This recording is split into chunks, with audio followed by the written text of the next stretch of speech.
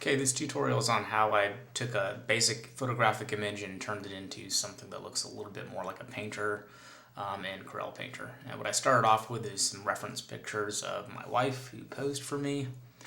And I just had her in like a little sweatshirt and a purse, and I wanted to make her into kind of like a Little Red Riding Hood illustration.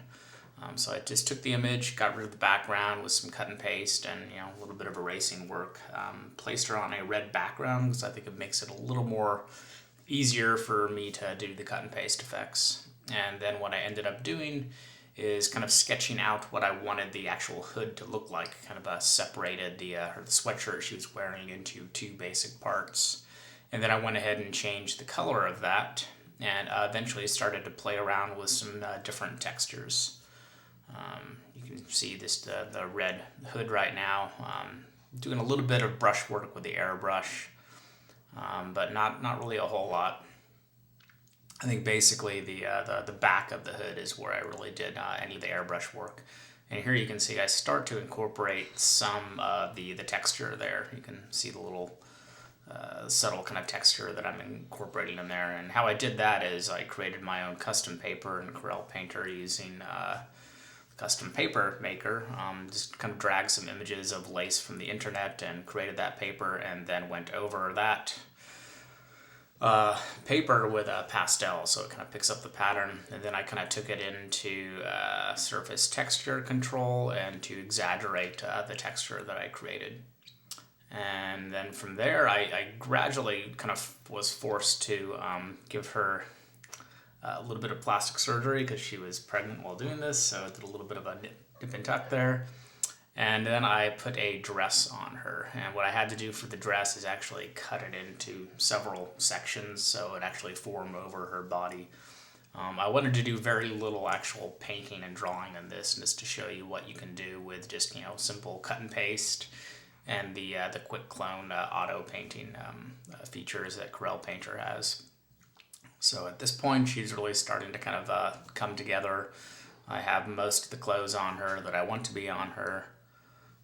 Still kind of playing around with some of the textures. You can see I don't really have the texture for the shirt yet. Eventually I put a really nice kind of lace texture on there. A lot of this was done with different papers and going over it with the sandpaper. A little bit of painting, like you can see here for the collar, I kind of had to paint that in, but not really a whole lot of painting, mostly just kind of cut and paste work. A lot of this you could have easily done in Photoshop. In fact, I think I did some of it in Photoshop, but I kind of prefer Painter. I'm just a little more used to it, so I did most of it in Painter. And for some of the texture, I also kind of played around with the lighting effect also. There's the apply texture effect, and then there's also apply lighting, and both of those kind of go hand in hand in order to really kind of exaggerate that texture. And you can now see it on her blouse, this kind of flowery texture that I tried to create. And then I played around with several different baskets for her to hold. Eventually I wound up with an Easter basket, which wasn't exactly what I was hoping for, but the shape seemed to work pretty well.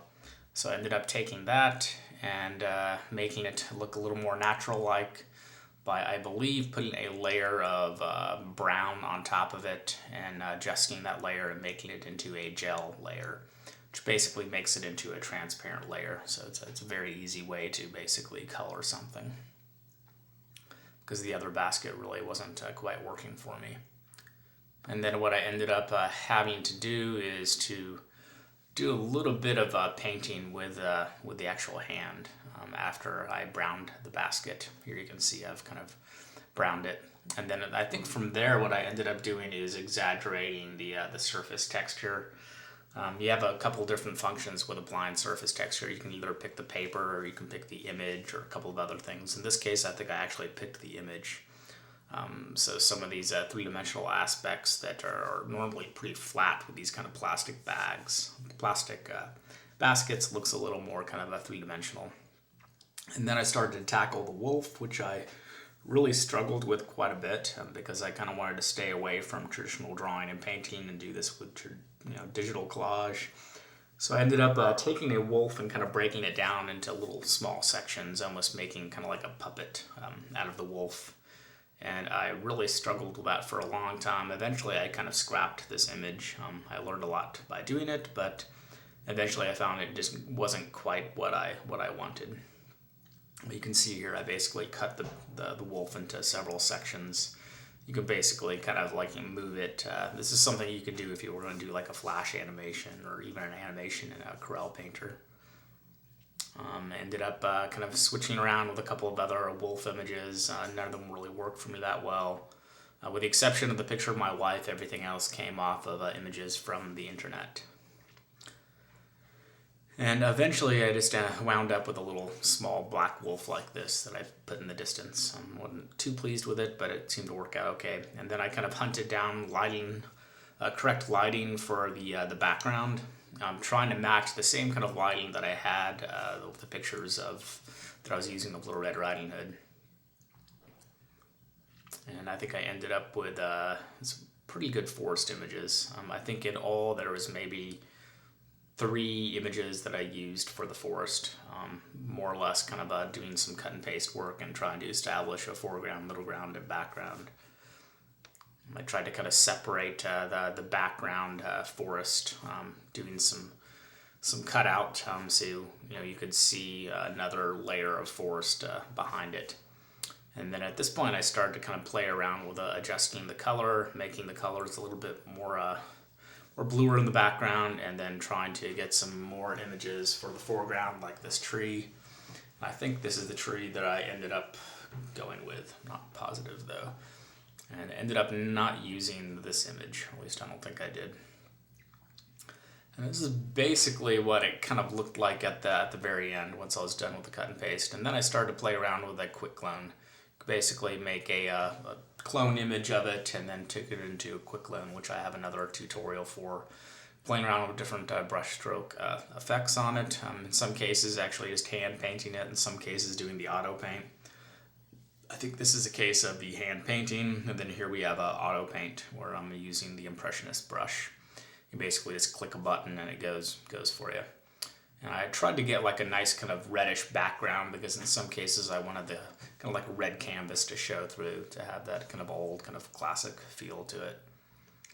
And what I ended up doing is doing several different versions of it and then kind of pasting them all together with the cloner, soft cloner.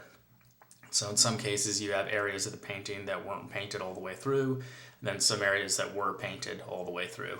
So some areas that are very detailed, some not so detailed. And then it's kind of like meshing them together, more or less making a clone out of a clone.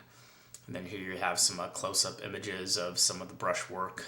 I think this was one of the finals I kind of liked. I ended up with maybe 3 images that I like quite a bit from this exercise. This would be one of them. Mostly this was all done with the Impressionist brush. And then this was one of the stages, one of the paintings that I used to kind of clone from. So for a lot of this I was doing cloning of cloning. I would take it into auto paint like this, and then I'd do it again and let it run a little more further with it, and then kind of take them together and kind of mesh them. And this was another one that I did. I think this was just oil brush that I just let it play all the way through with a quick clone. And you can see a blown up image of it. And then with this one was the Impressionist brush, and I also applied some texture. So that's basically it. I just wanted to show you what you could do with just like a traditional collage, and then take it into to quick clone, and also take it into auto painting and making it look a little more like a painting, a little less like the typical kind of Photoshop-y collage that you see quite a bit.